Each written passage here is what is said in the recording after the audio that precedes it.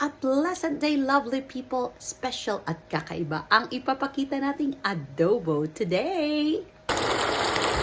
Straight from Lau's Kitchen, lovely people, ay ang ating adobo na merong konting sabaw-sabaw.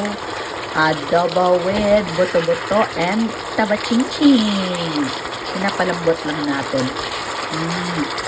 Super bango. Tikman natin yung sabaw dahil ang ating daddy chef and doctor, mahilig sila sa may sauce. Kaya, manamis-namis na medyo maasim-asim. Sarap-sarap. Okay. Palambot-lambotin lang natin bago natin kainin. What's different in this adobo ay nilagyan ko ng konting ketchup para maging thick ang sauce. Sa ating first customer, si Daddy Chef, ilagay natin sa kanyang maiit na kanin.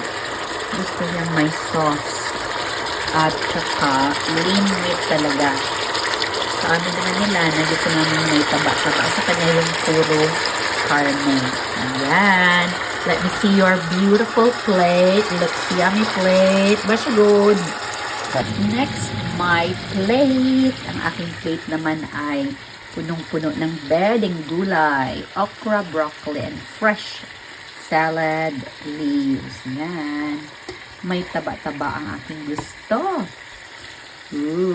Pero walang kanin, walang pasta. Yan. Yes, yes, yes. This is for the daughter naman. Rice. Mainit-init na rice, broccoli, okra, and ang ating porky today.